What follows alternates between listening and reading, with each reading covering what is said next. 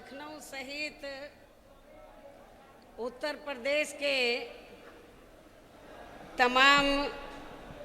जिलों से आए हुए बीएसपी संगठन व प्रबुद्ध वर्ग में से विशेषकर ब्राह्मण समाज के पार्टी के सभी छोटे बड़े पदाधिकारी, कार्यकर्तागण एवं महिलाएं तथा मीडिया बंधुओं, सबसे पहले मैं बीएसपी के राष्ट्रीय महासचिव व राज्यसभा सांसद श्री सतीश चंद्र मिश्र एवं उनकी पूरी टीम का तथा साथ ही प्रबुद्ध वर्ग में से खासकर ब्राह्मण समाज के पार्टी के छोटे बड़े पदाधिकारियों का तथा पार्टी संगठन के भी सभी मुख्य सेक्टर प्रभारियों एवं जिला अध्यक्षों आदि का भी हार्दिक दिल से आभार प्रकट करती हूँ, जिन्होंने आपसी तालमेल व सूझबूझ के साथ बीजेपी व इनकी सरकार की हर चुनौती एवं हथकंडों आदि का मुकाबला करके यहाँ पहले चरण के तहत प्रबुद्ध समाज के किए गए अपने सभी जिला स्तरीय कार्यक्रमों को जबरदस्त कामयाब बनाया है। और इन कार्यक्रमों में मेरे दिशा निर्देशन में श्री एससी मिश्र ने प्रबुद्ध वर्ग में से अपने ब्राह्मण समाज के लोगों को भी दलितों की तरह कभी भी ना गुमराह होने वाला तथा ना ही किसी के बहकावे में व प्रलोभन आदि में भी आने वाला समाज बनाने का हर संभव पूरा प्रयास किया है। और यदि वास्तव में ऐसा संभव हो जाता है तो फिर हमारी पार्टी को यहाँ आगामी विधानसभा आम चुनाव में सन 2007 की तरह अपनी पूर्ण बहुमत की सरकार बनाने से कोई भी ताकत रोक नहीं सकती है। हालांकि इस मामले में मुझे अपने दलित वर्ग के लोगों पर शुरू से ये गर्व रहा है कि इन्होंने बिना गुमराह व बहकावे आदि में आए हुए पार्टी के कठिन से कठिन दौर में भी अपनी पार्टी का कभी भी साथ नहीं छोड़ा है। अर्थात ये लोग एक मजबूत चट्टान की तरह हमेशा अपनी पार्टी के साथ खड़े रहे हैं। साथ ही मैं यहाँ ये भी उम्मीद करती हूँ कि बीएसपी से जुड़े अन्य सभी वर्गों के लोग भी इनकी तरह अब आगे कभी भी गुमराह नहीं होंगे तथा ना ही किसी के बहकावे में व ना ही किसी के प्रलोभन आदि में भी आएंगे। जबकि इनको ये मालूम होना चाहिए कि पिछले कुछ वर्षों में चाहे यहाँ सपा की सरकार रही हो या वर्तमान में बीजेपी की सरकार चल रही हो, लेकिन इन सभी सरकारों की रही जातिवादी, संकीर्ण व पूंजीवादी सोच होने के कारण यहाँ सर्व समाज में से विशेषकर गरीबों, मजदूरों, कर्मचारियों, किसानों, छोटे व्यापारियों एवं अन्य मेहनतकश लोगों के साथ साथ दलितों, पिछड़ों, अक़लियतों व प्रबुद्ध वर्ग में से ब्राह्मण समाज के लोगों का भी हर स्तर पर काफ़ी ज़्यादा शोषण एवं उत्पीड़न आदि हुआ है, जो अभी भी जारी है, जिससे दुखी होकर अब ये ब्राह्मण समाज के लोग भी प्रदेश के नगर नगर, शहर शहर, गांव गांव, गली गली, कूचों व चौराहों आदि में ये खुलकर कहने लगे हैं कि इन सभी पार्टियों की सरकारों की तुलना में बीएसपी का शासनकाल हर मामले में व हर स्तर पर कई गुना बेहतर रहा है। लेकिन हमने बीजेपी के प्रलोभन भरे वायदों के बहकावे में आकर इस बार इनकी पूर्ण बहुमत की सरकार बना के बहुत बड़ी गलती की है। जबकि बीएसपी की रही सरकार ने ब्राह्मण समाज के लोगों की अपनी सुरक्षा, सम्मान व तरक्की आदि के मामले में हर स्तर पर अनेकों ऐतिहासिक कार्य किए हैं। साथ ही इन पर कोई भी जुल्म जाति आदि नहीं होने दी है तथा इनकी रोटी रोजी का भी पूरा पूरा ध्यान रखा है। इसके साथ साथ हमने अपनी पार्टी संगठन में व चुनाव में टिकट देने तथा सरकार बनने पर मंत्री आदि बनाने के मामले में भी इनको उचित प्रतिनिधित्व दिया है और इन सब बातों का एहसास कराने तथा इन्हें फिर से बीजेपी व अन्य पार्टियों के भी बहकावे में नहीं आने तथा इनके विकास एवं उत्थान आदि के लिए भी इन्हें पुनः पार्टी में जोड़ने के लिए बीएसपी द्वारा व मेरे दिशा निर्देशन में पार्टी के राष्ट्रीय महासचिव एवं राज्यसभा सांसद श्री सतीश चंद्र मिश्र के नेतृत्व में दिनांक 23 जुलाई सन 2021 से प्रबुद्ध वर्गों की विचार संगोष्ठी करने का कार्यक्रम अयोध्या से शुरू किया गया है और पहले चरण का ये कार्यक्रम प्रदेश के लगभग सभी जिलों में काफ़ी सफल रहा है, जिसका आज मेरे द्वारा समापन भी किया जा रहा है। वैसे पार्टी के इस पहले चरण के कार्यक्रम को विफल करने के लिए बीजेपी व इनकी सरकार ने हर प्रकार के साम, दाम, दंड भेद आदि हथकंडे भी खूब इस्तेमाल किए हैं,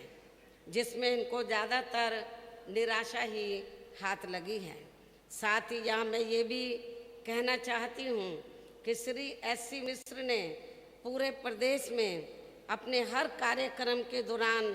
पार्टी की सरकार बनने पर विशेषकर ब्राह्मण समाज के हित एवं कल्याण को लेकर जो कुछ भी कहा है तो उस पर आप लोगों को जरूर विश्वास करना चाहिए।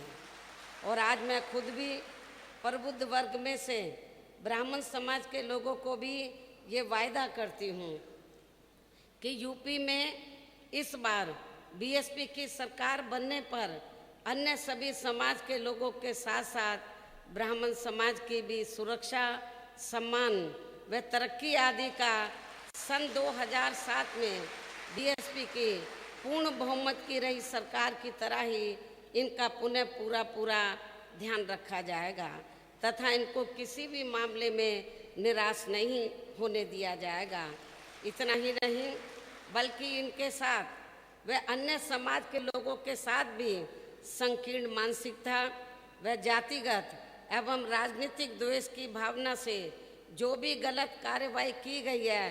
तो फिर बीएसपी की सरकार बनने पर उन सभी मामलों की उच्च स्तरीय जांच कराई जाएगी। जांच में दोषी पाए गए अधिकारियों के विरुद्ध सख्त कार्रवाई की जाएगी तथा पीड़ितों को न्याय व उनके आर्थिक हुए नुकसान की भी भरपाई की जाएगी, जिसके लिए अब इन लोगों को भी यहाँ आगामी विधानसभा चुनाव में सन 2007 की तरह ही बीएसपी से उन्हें हर स्तर पर पूरी ईमानदारी व निष्ठा से खुलकर जुड़ना होगा। और इसके लिए श्री एससी मिश्र ने भी पार्टी के हर कार्यक्रम में विशेषकर अपने ब्राह्मण समाज को बीएसपी से जोड़ने का हर संभव पूरा प्रयास किया है, जिसमें हमें काफ़ी हद तक सफलता भी मिलती दिखाई दे रही है। और अब दूसरे चरण के तहत पार्टी के मंडल व विधानसभा स्तर पर बनाए गए सभी पदाधिकारियों को शहरों व गांवों आदि में जाकर अपने ब्राह्मण समाज को युद्ध स्तर पर बीएसपी में जोड़ना है, अर्थात अब इन्हें भी हर स्तर पर पार्टी को सहयोग देकर फिर से यहाँ सन 2007 की तरह ही बीएसपी की पूर्ण बहुमत की सरकार बनाना है। इसके साथ ही अब इनको दूसरे चरण के तहत प्रत्येक विधानसभा के शहरों, कस्बों व गांवों आदि में जाकर पहले अपने विशेषकर ब्राह्मण समाज के कम से कम 1000 सक्रिय कार्यकर्ता तैयार करना है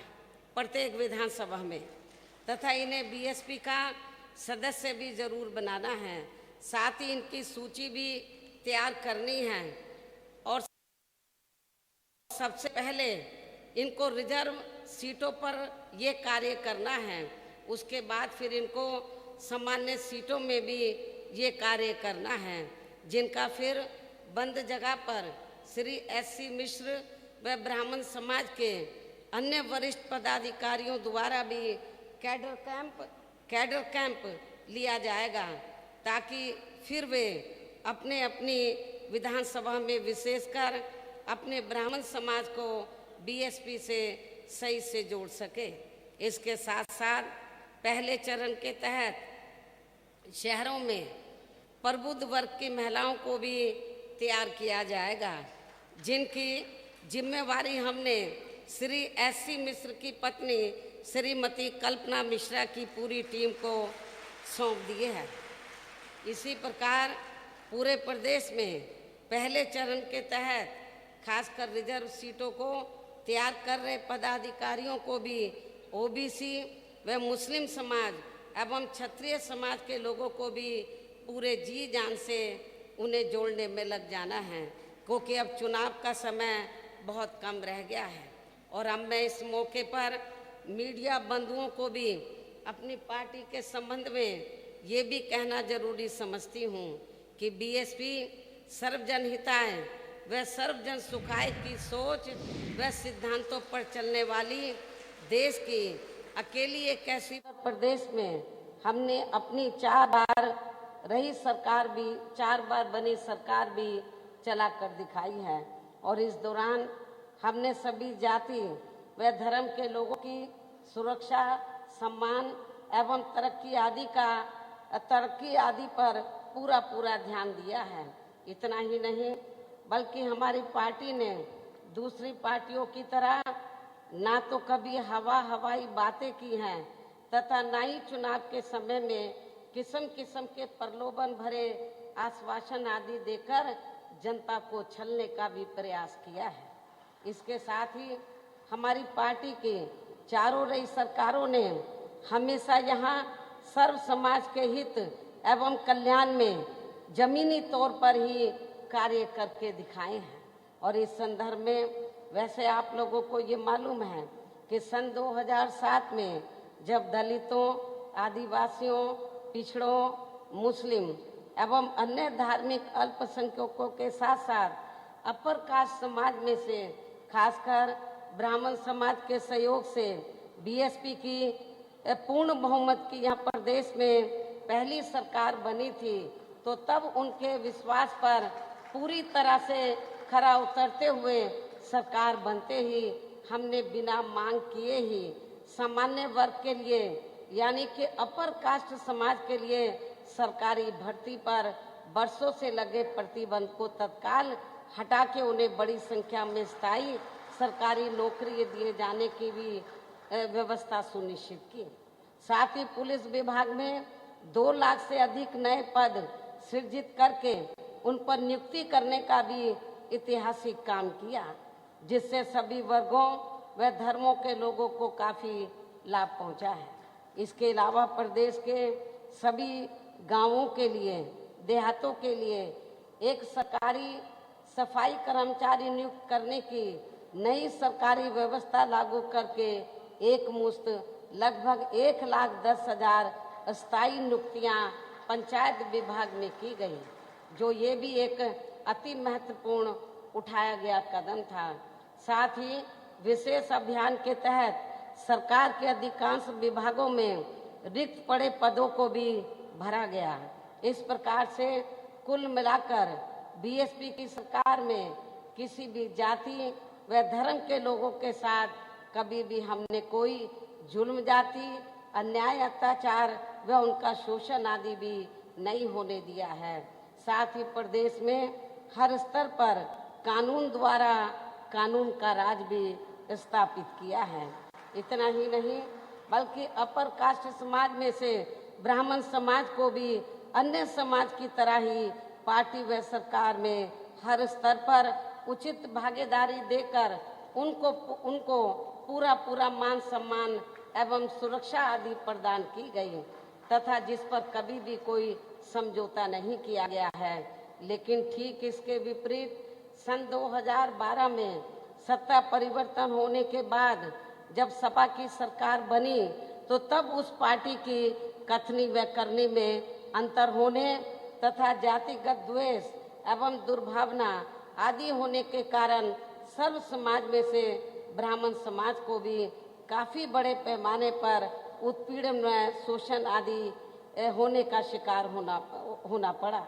जिससे दुखी होकर फिर ये लोग सपा सरकार से मुक्ति पाने के लिए भाजपा की बड़ी बड़ी बातों के बहकावे में व प्रलोभन आदि में आ गए और उनको अपना वोट देकर उनकी भारी बहुमत की सरकार बड़ी उम्मीदों के साथ बनवा दी, जिस पर ये सरकार अभी तक भी खरी नहीं उतरी है। और अब इस भाजपा सरकार के शासन काल में भी उन पर जुल्म, जाति, अन्याय, अत्याचार, शोषण व द्वेषपूर्ण कार्रवाई आदि होनी कम नहीं हुई है, बल्कि उनके विरुद्ध दिल दहलाने देने वाली ऐसी घटनाएं भी हुई हैं जो देश भर में चर्चा का विषय रहा है, जिससे अब प्रबुद्ध वर्ग में से विशेषकर ब्राह्मण समाज के लोग भाजपा सरकार की ऐसी गलत नीतियों व उनकी जातिवादी एवं द्वेषपूर्ण कार्यशैली आदि से काफी ज्यादा दुखी व त्रस्त ही नहीं बल्कि काफी ज्यादा आक्रोशित भी हैं, गुस्से में भी हैं, जिसे ध्यान में रखकर ही फिर बीएसपी ने इनकी सुरक्षा, सम्मान व तरक्की आदि को लेकर पहले चरण के तहत यूपी के लगभग सभी जिलों में विचार संगोष्ठी के कार्यक्रम आयोजित किए हैं, जो बीजेपी व उनकी सरकारी बाधाओं के बावजूद भी जबरदस्त सफल रहे हैं। इतना ही नहीं बल्कि इन सभी कार्यक्रमों में इस वर्ग के लोगों की लगातार उत्साहपूर्ण व धमाकेदार हुई भागीदारी ने सभी बीएसपी विरोधी पार्टियों को काफी चिंतित व बेचैन भी करके रख दिया है, जिसके कारण ही अब बीजेपी भी यहाँ बीएसपी की तर्ज पर प्रबुद्ध वर्ग के तथा महिलाओं आदि के भी सम्मेलन करने में जुट गई है। इसके साथ ही अपनी आदत से मजबूर अब ये लोग इस वर्ग को गुमराह करने के लिए रोजाना नए नए हथकंडे व षड्यंत्र आदि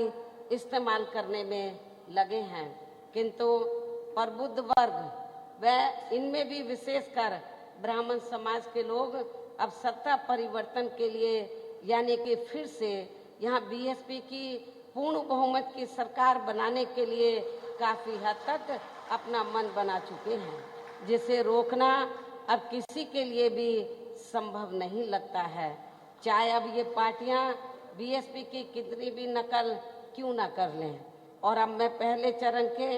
इस कार्यक्रम के समापन पर तथा दूसरे चरण के कार्यक्रम की भी शुरुआत करने के मौके पर मीडिया के जरिए प्रदेश के सभी वर्गों व धर्मों के लोगों से यही अपील करती हूँ कि वे अपने परिवार के हित एवं कल्याण के लिए तथा उनके जान माल व ईमान की सुरक्षा एवं मान सम्मान आदि के साथ साथ बेहतर भविष्य के लिए भी दलित समाज की तरह वे उनसे प्रेरणा लेकर पूरे तन मन धन से बीएसपी से जरूर जुड़ें। जो ये दलित समाज मान्यवर श्री कांशीराम जी को अपना खास आदर्श मानकर विरोधी पार्टियों के किसी भी प्रलोभन व बहकावे आदि में कभी भी भटके बिना तथा उनके सभी साम दाम दंड भेद आदि हथकंडों का भी काफी डट कर सामना करते हुए परम पूज्य बाबा साहब डॉक्टर भीमराव अंबेडकर की एकमात्र अनुयायी पार्टी व उनके मजबूत नेतृत्व के साथ हमेशा एक चट्टान की तरह खड़े रहे हैं, जो ये हमारी पार्टी के लिए काफी गर्व की भी बात है। इसके साथ ही अब मेरा अपर कास्ट समाज में से विशेषकर ब्राह्मण समाज के लोगों से भी ये वायदा है कि प्रदेश में कि प्रदेश में बीएसपी की सरकार बनने पर यहाँ दलितों, आदिवासियों, पिछड़ों, मुस्लिम व अन्य अकलियतों आदि की तरह इनके भी हित व कल्याण, मान सम्मान, ईमान, सुरक्षा एवं रोटी रोजी आदि का भी पूरा ध्यान जरूर रखा जाएगा। इसके अलावा आज इस मौके पर यहाँ मैं किसानों के संबंध में भी मीडिया को ये भी अवगत कराना चाहती हूँ कि बीएसपी ने चुनाव के पहले वोट लेने के लिए बीजेपी ने, मैं इसके अलावा यहाँ मैं इस मौके पर किसानों के संबंध में मीडिया बंधुओं को ये भी अवगत कराना चाहती हूँ कि भारतीय जनता पार्टी ने चुनाव के पहले वोट लेने के लिए किसानों की आमदनी 2 गुना करने का वायदा किया था। वह तो नहीं किया, बल्कि उनके ऊपर 3 काले कानून लादकर उन्हें उनकी जमीन से भी वंचित करने का काम किया है। आज लगभग 1 वर्ष से पूरे देश का किसान आंदोलित है। बहुजन समाज पार्टी भी संसद से लेकर बाहर भी उनके इस आंदोलन के साथ खड़ी है और इस आंदोलन के दौरान करीब 500 से ज़्यादा किसानों की मृत्यु हो गई है, परंतु सरकार को कोई फर्क नहीं पड़ रहा है। बल्कि अभी हाल ही में हरियाणा सरकार द्वारा ये आदेश दिया गया कि इन आंदोलनकारियों के सर लाठी से फोड़ दो, जिसके बाद वहाँ के डीएम ने किसानों के सर पर लाठियां बरसाई, जिससे एक किसान की मृत्यु भी हो गई और फिर वहाँ के सीएम ने इस कार्यों को सही ठहराया। इतना ही नहीं, बल्कि बीजेपी ने तो सिर्फ झूठा वायदा किया था कि हम किसानों की आय 2 गुनी करेंगे, लेकिन हमने तो ऐसा करके दिखाया है, अर्थात अपनी हुकूमत में किसानों की आय 2 गुना करके दिखाई है। और इस मामले में किसानों को ये मालूम है, उत्तर प्रदेश के किसानों को ये मालूम है कि सन 2007 में किसानों को गन्ने का मूल्य सिर्फ 125 रुपये प्रति क्विंटल मिलता था। मेरी गवर्नमेंट बनने से पहले हमने उसे हर साल बढ़ाया। जब मेरी गवर्नमेंट बनी तो हमने उसे हर साल बढ़ाया और जब हमने सरकार छोड़ी थी तो तब उसका मूल्य 2 गुना हो चुका था, अर्थात हमने उसे 250 रुपये प्रति क्विंटल कर दिया था। परंतु ठीक इसके विपरीत सन 2012 से सन 2017 के दौरान जबकि सपा की सरकार थी तो पूरे 5 वर्ष के कार्यकाल में केवल 1 बार मामूली सी बढ़ोतरी की गई थी। और जहां तक भारतीय जनता पार्टी का सवाल है तो उसने तो सन 2017 से 2021 के बीच में, यानी कि अपने लगभग पूरे 5 साल में 1 भी रुपया नहीं बढ़ाया है। जबकि झूठे वायदे करके इस पार्टी ने किसानों का वोट लेते वक्त ये कहा था कि हम किसानों की आमदनी 2 गुना बढ़ा देंगे। इसके साथ ही आज मैं फिर से किसानों को ये भी विश्वास दिलाना चाहती हूँ कि यूपी में बीएसपी की सरकार बनने पर किसानों को उनकी उपज का वाजिब दाम दिया जाएगा। साथ ही केंद्र सरकार द्वारा किसानों पर जबरन थोपे गए 3 कृषि कानूनों को यहाँ कतई भी लागू नहीं होने दिया जाएगा। इसके साथ ही मैंने दिनांक 30 जुलाई 2021 को वित्त विहीन प्रबंधक एवं शिक्षक महासभा उत्तर प्रदेश के प्रतिनिधि मंडल से मिलने पर वे उनकी सभी मांगों को सुनने के बाद तथा उनकी सभी समस्याओं को गंभीरता से लेते हुए हमने इस मामले में ये भी तय किया है कि सन 2022 में बीएसपी की सरकार बनने पर तुरंत एक आयोग गठित किया जाएगा और इस आयोग के माध्यम से अति शीघ्र रिपोर्ट लेकर इनकी सभी जायज मांगों का स्थायी हल निकाला जाएगा। और खास तौर से जो पात्र शिक्षक एवं कर्मचारी इन स्कूलों में कार्यरत हैं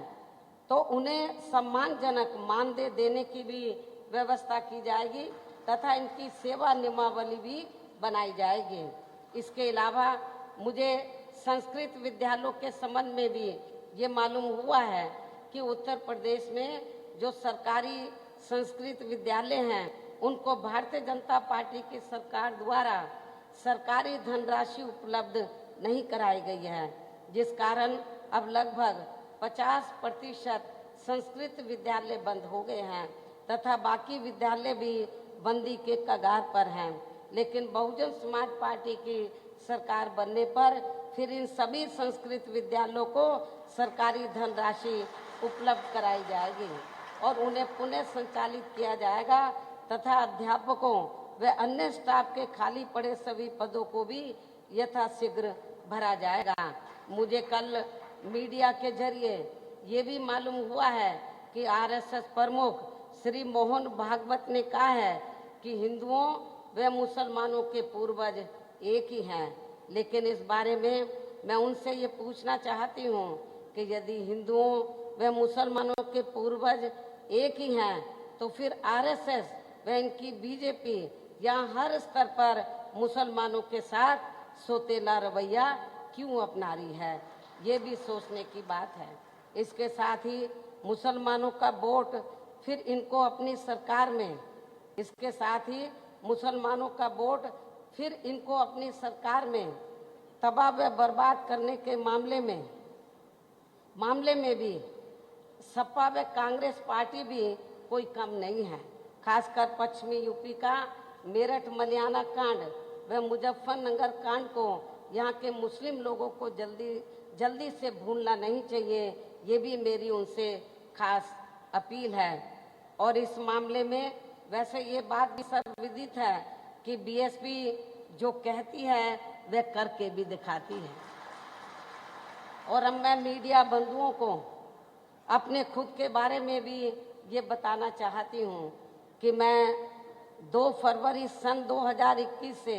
लगातार यहाँ लखनऊ में स्थित हूँ, मौजूद हूँ और आए दिन मैं पार्टी के छोटी बड़ी बैठकें लगातार यहाँ ले रही हूँ। मीडिया आदि में भी मैं बीच बीच में जरूरत अनुसार अपनी पार्टी का स्टैंड रखती रही हूँ, लेकिन फिर भी यहाँ खासकर कुछ जातिवादी मानसिकता वाला मीडिया मेरे बारे में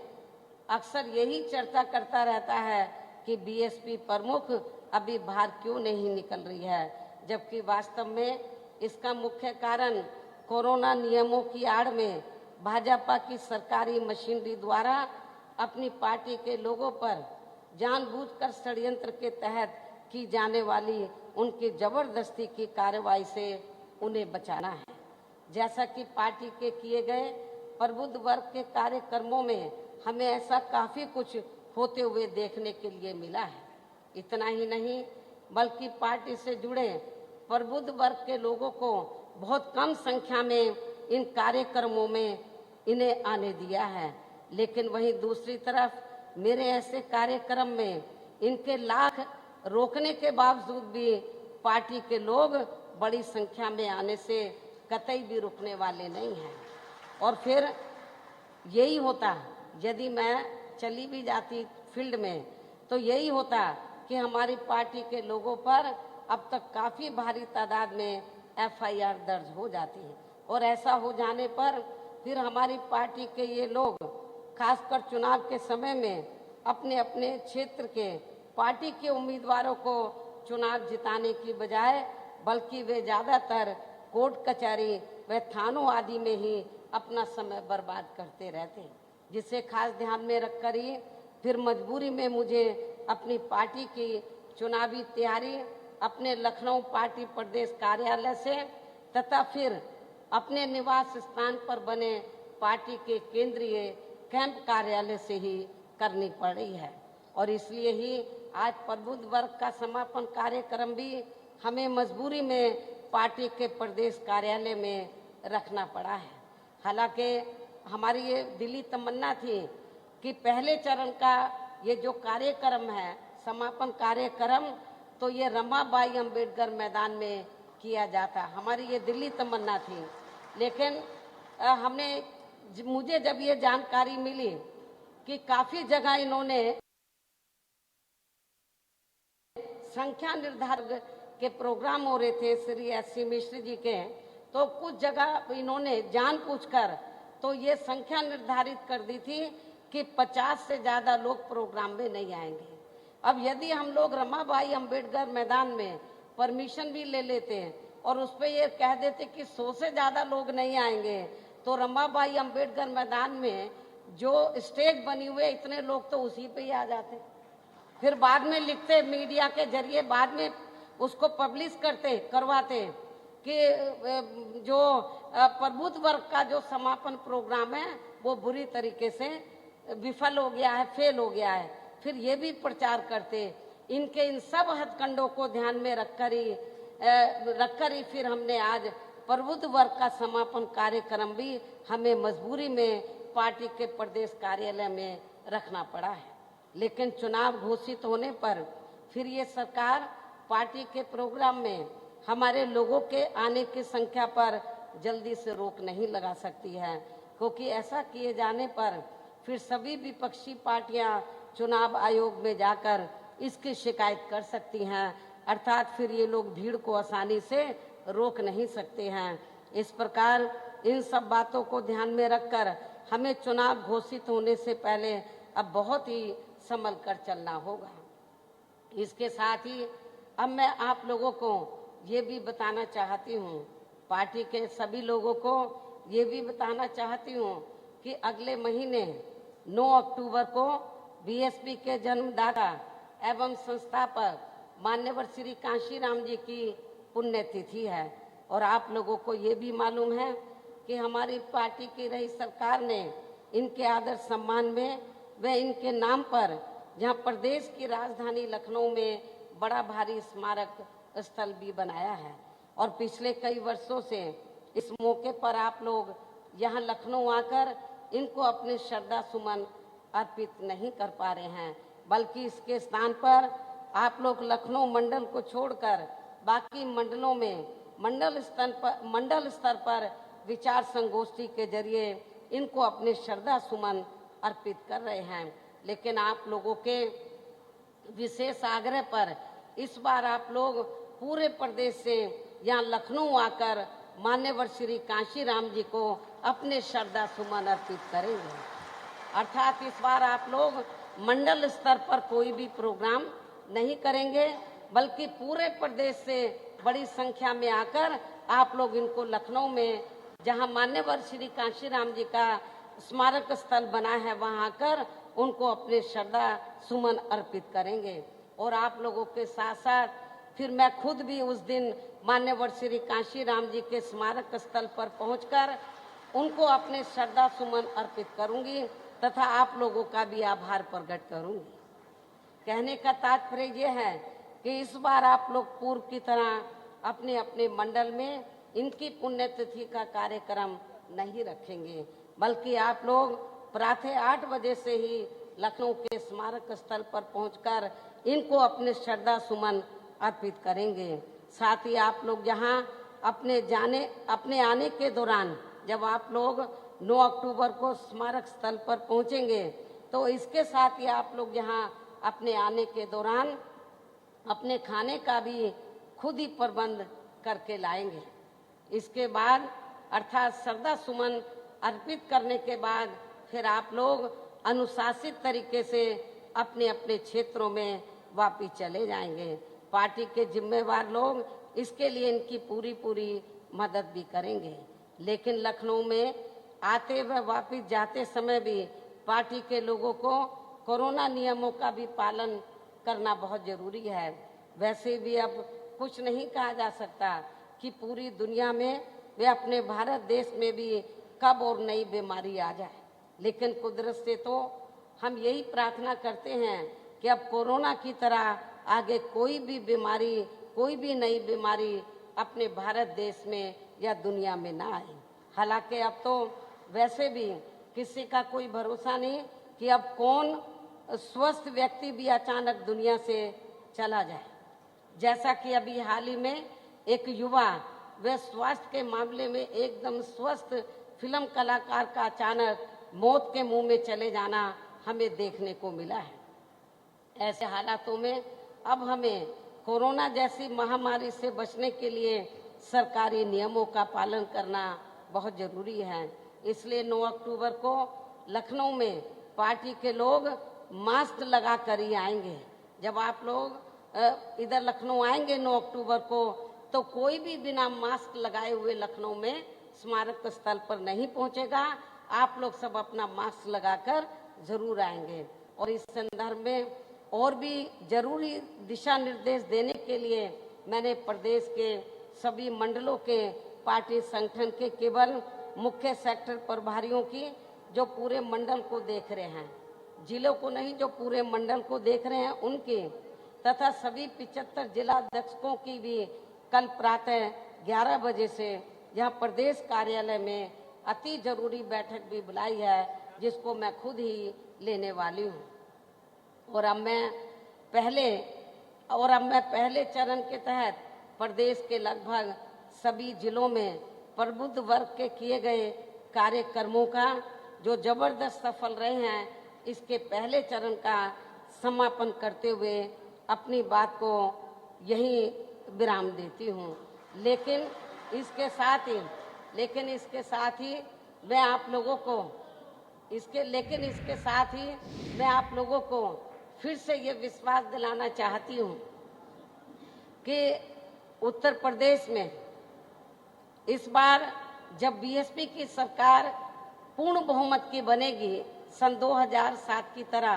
तो मैं आपको विश्वास दिलाना चाहती हूँ कि जिस प्रकार सन 2007 में बीएसपी की पूर्ण बहुमत की सरकार बनी और हमने अपने पूरे कार्यकाल में सर्वजन हिताय अपनी सरकार की हर नीति सर्वजन हिताय सर्वजन सुखाय के आधार पर बनाकर जो सर्व समाज के हितों का हर स्तर पर हर मामले में पूरा ध्यान रखा है, तो मैं आपको ये वायदा करती हूँ, विश्वास दिलाना चाहती हूँ कि आप लोगों को जब आपकी ये सरकार फिर से बन जाएगी, तो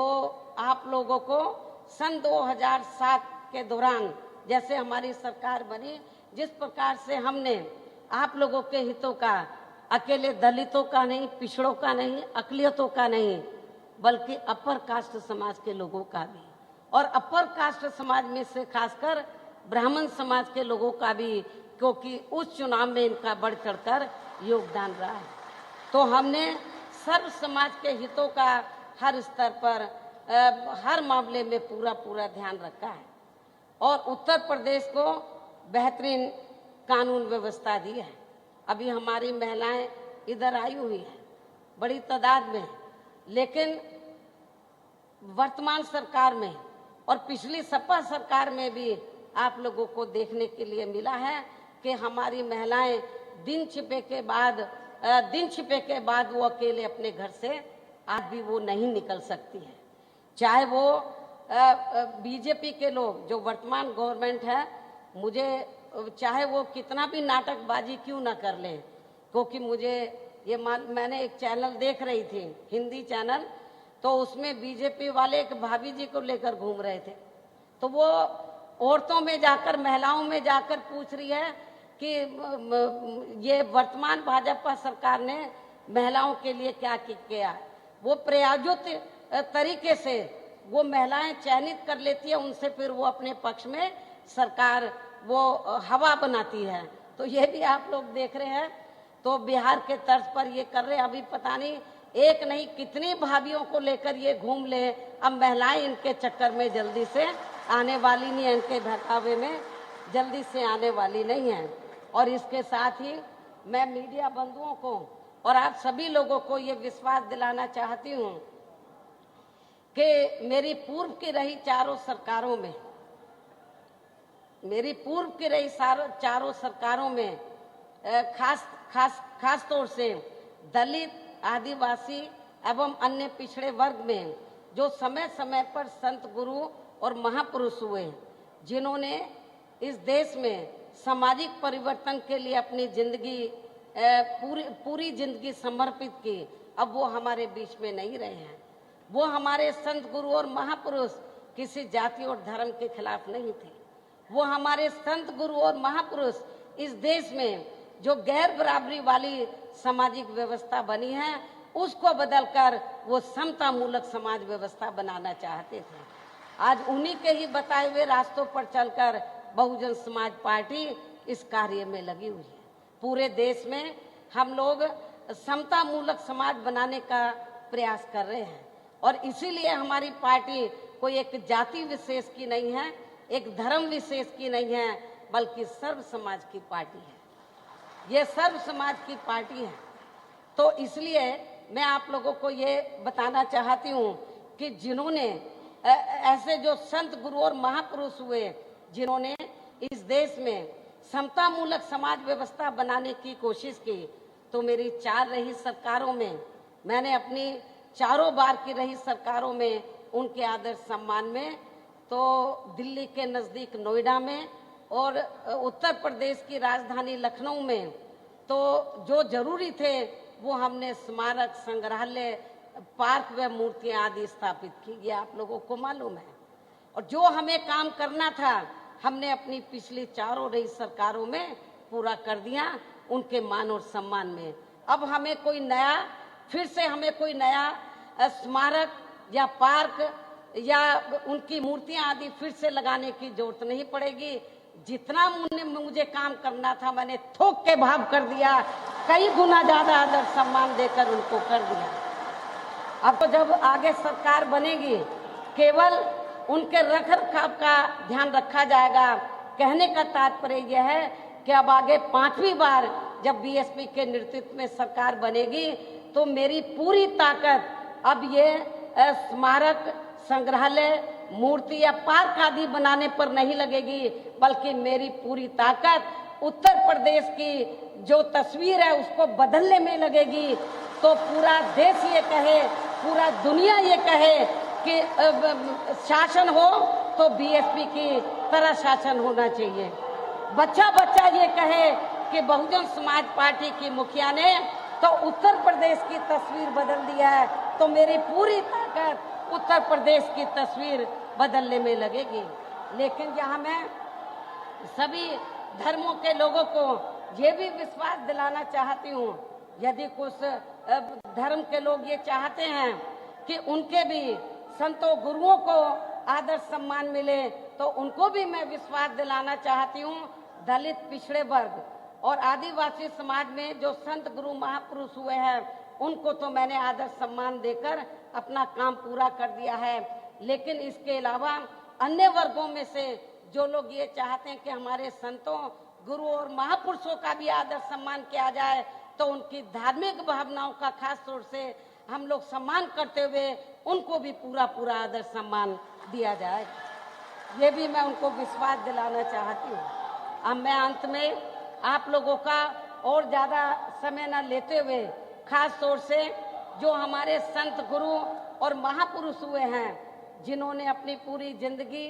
इस देश में जो गैर बराबरी वाली सामाजिक व्यवस्था को बदलकर समता मूलक समाज व्यवस्था बनाने के लिए उन्होंने लगा दी, अब वो हमारे बीच में नहीं रहे हैं। उनको मैं नमन करते हुए अब आप लोगों से